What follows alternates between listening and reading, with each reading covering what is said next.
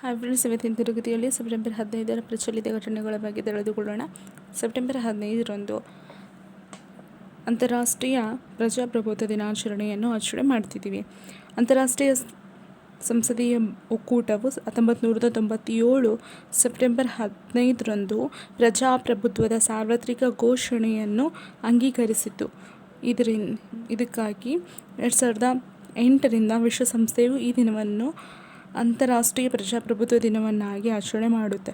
ಯಾವಾಗ ಅಂಗೀಕರಿಸಿತು ಅಂತಂದರೆ 1997 ಸೆಪ್ಟೆಂಬರ್ 15ರಂದು ಪ್ರಜಾಪ್ರಭುತ್ವ ಸಾರ್ವತ್ರಿಕ ಘೋಷಣೆಯನ್ನು ಅಂಗೀಕರಿಸಿತು. ಅಂತಾರಾಷ್ಟ್ರೀಯ ಸಂಸದೀಯ ಒಕ್ಕೂಟ 1997 ಸೆಪ್ಟೆಂಬರ್ 15ರಂದು ಪ್ರಜಾಪ್ರಭುತ್ವದ ಸಾರ್ವತ್ರಿಕ ಘೋಷಣೆಯನ್ನು ಅಂಗೀಕರಿಸಿದೆ. ನೆನಪಿಗಾಗಿ 2008ರಿಂದ ಅಂತಾರಾಷ್ಟ್ರೀಯ ಪ್ರಜಾಪ್ರಭುತ್ವ ದಿನಾಚರಣೆ ಸೆಪ್ಟೆಂಬರ್ 15ರಂದು ಆಚರಣೆ ಮಾಡ್ತಾ ಇದ್ದೀವಿ. ನೆಕ್ಸ್ಟ್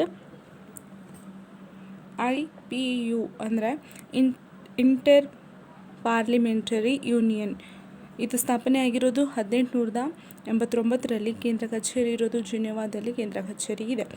ನೆಕ್ಸ್ಟ್ ಸೆಪ್ಟೆಂಬರ್ 15ರಂದು ನ್ಯಾಷನಲ್ ಇಂಜಿನಿಯರ್ಸ್ ಡೇ ಆಗಿ ಆಚರಣೆ ಮಾಡ್ತಿದ್ದೀವಿ. ರಾಷ್ಟ್ರೀಯ ಅಭಿಯಂತರರ ದಿನಾಚರಣೆಯನ್ನಾಗಿ ಆಚರಣೆ ಮಾಡ್ತಿದ್ದೀವಿ. ಭಾರತದ ಶ್ರೇಷ್ಠ ಇಂಜಿನಿಯರ್ ಆದಂತಹ ಸರ್ ಎಂ ವಿಶ್ವೇಶ್ವರಯ್ಯನವರ ಜನ್ಮದಿನಾಚರಣೆಯನ್ನು ಅಂಗವಾಗಿ ರಾಷ್ಟ್ರೀಯ ಇಂಜಿನಿಯರ್ಸ್ ಡೇ ಆಗಿ ಆಚರಣೆ ಮಾಡ್ತಿದ್ದೀವಿ. ಯಾವಾಗರಿಂದ 1968ರಿಂದ ದೇಶಾದ್ಯಂತ ಆಚರಿಸಲಾಗುತ್ತಿದೆ. ಸೆಪ್ಟೆಂಬರ್ 15ರಂದು ರಾಷ್ಟ್ರೀಯ ಲಿಂಫೋಮಾ ಜಾಗೃತಿ ದಿನವನ್ನಾಗಿ ಆಚರಣೆ ಮಾಡ್ತಿದ್ದೀವಿ. ನೆಕ್ಸ್ಟ್ ಭಾರತ ಸರ್ಕಾರವು 2034ರ ವೇಳೆಗೆ 500 ಮಿಲಿಯನ್ ಟನ್ ಉಕ್ಕು ಉತ್ಪಾದನೆಗೆ ಗುರಿ ಹಾಕಿಕೊಂಡಿದೆ. ಎಷ್ಟು ಮಿಲಿಯನ್ ಟನ್ ಅಂತಂದರೆ 500 ಮಿಲಿಯನ್ ಟನ್ ಉಕ್ಕು ಉತ್ಪಾದನೆಗೆ ಗುರಿಯನ್ನು ಹಾಕಿಕೊಂಡಿದೆ. ಯಾವಾಗ ಅಂತಂದರೆ 2034ರ ವೇಳೆಗೆ. ನೆಕ್ಸ್ಟ್ 2024ರ ವರ್ಷದಲ್ಲಿ ಭಾರತವು 138.5 ಮಿಲಿಯನ್ ಟನ್ ಉಕ್ಕು ಉತ್ಪಾದಿಸಿದೆ ಅಂತೆ. ನೆಕ್ಸ್ಟ್ 9ನೇ ಆವೃತ್ತಿಯಾದಂತಹ ಜಾಸ್ಕರ್ ಉತ್ಸವವನ್ನು ಲಡಾಖ್ನಲ್ಲಿ ಆಚರಿಸಲಾಯಿತು. ಲಡಾಖ್ನಲ್ಲಿ 9ನೇ ಆವೃತ್ತಿಯ ಜಾಸ್ಕರ್ ಉತ್ಸವವನ್ನು ಲಡಾಖ್ನಲ್ಲಿ ಆಚರಣೆ ಮಾಡಲಾಗಿದೆ. ನೆಕ್ಸ್ಟ್ ಲಡಾಖ್ನ ರಾಜಧಾನಿ ಯಾವುದು ಅಂತಾರೆ. ಲಡಾಖ್ನ ರಾಜಧಾನಿ ಲೇಹ್ ಮತ್ತು ಕಾರ್ಗಿಲ್. ಲೆಫ್ಟಿನೆಂಟ್ ಗವರ್ನರ್ ಯಾರಾಗಿದ್ದಾರೆ ಅಂತಂದರೆ BD ಮಿಶ್ರಾ ಅವರು ಲಡಾಖ್ನ ಲೆಫ್ಟಿನೆಂಟ್ ಗವರ್ನರ್ ಆಗಿದ್ದಾರೆ. ನೆಕ್ಸ್ಟ್ 4ನೇ ಆವೃತ್ತಿಯಾದಂತಹ ಅಖಿಲ ಭಾರತ ಅಧಿಕೃತ ಭಾಷಾ ಸಮ್ಮೇಳನವು 2024 ಎಲ್ಲಿ ನಡೆಯಿತು ಅಂದರೆ ನವದೆಹಲಿಯಲ್ಲಿ ನಡೆಯಿತು.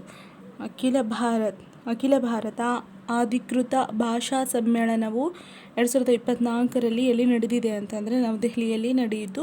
ಮೊದಲನೇದು ಎಲ್ಲಿ ನಡೆದಿದ್ದು ಅಖಿಲ ಭಾರತ ಅಧಿಕೃತ ಭಾಷಾ ಸಮ್ಮೇಳನ 2021ರಲ್ಲಿ 1ನೇ ಆವೃತ್ತಿ ಎಲ್ಲಿ ನಡೆದಿದೆ ಅಂದರೆ ವಾರಣಾಸಿಯಲ್ಲಿ. ಸೆಕೆಂಡ್ದು ಸೂರತ್ನಲ್ಲಿ. 3ನೇದು ಪುಣೆಯಲ್ಲಿ 2023ರಲ್ಲಿ ನಡೆಯಿತು. ನೆಕ್ಸ್ಟ್ ಅಂತಾರಾಷ್ಟ್ರೀಯ ಹಾಕಿ ಫೆಡರೇಷನ್ FIHನ ಅಧ್ಯಕ್ಷರಾಗಿ ಮೊಹಮ್ಮದ್ ತಯೂಬ್ ಇಕ್ರಾಮ್ 2ನೇ ಅವಧಿಗೆ ಆಯ್ಕೆಯಾಗಿದ್ದಾರೆ. ಅಂತಾರಾಷ್ಟ್ರೀಯ ಹಾಕಿ ಫೆಡರೇಷನ್ ಅಧ್ಯಕ್ಷರಾಗಿ ಯಾರು ಆಯ್ಕೆಯಾಗಿದ್ದಾರೆ ಅಂದರೆ ಮೊಹಮ್ಮದ್ ತಯಾಬ್ ಇಕ್ರಾಮ್ ಅವರು ಆಯ್ಕೆಯಾಗಿದ್ದಾರೆ. FIH ಸ್ಥಾಪನೆ ಆಗಿರೋದು 1924ರಲ್ಲಿ ಸ್ಥಾಪನೆ ಆಯಿತು.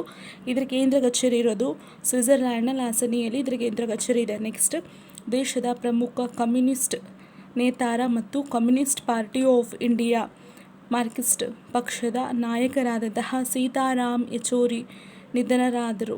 ನೆಕ್ಸ್ಟ್ 2024ರ ಸಾಲಿನ ಜಾಗತಿಕ ಸಹಕಾರಿ ಸಮ್ಮೇಳನವು ಎಲ್ಲಿ ನಡೆಯಲಿದೆ ಅಂತಂದರೆ ನವದೆಹಲಿಯಲ್ಲಿ. 2024ರ ಸಾಲಿನ ಜಾಗತಿಕ ಸಹಕಾರಿ ಸಮ್ಮೇಳನ ನಡೀತಾ ಇದೆ. ಯಾವಾಗ ನಡೀತಾ ಇದೆ ಅಂದರೆ ನವೆಂಬರ್ 25ರಿಂದ 30ರವರೆಗೆ ನಡೆಯಲಿದೆ.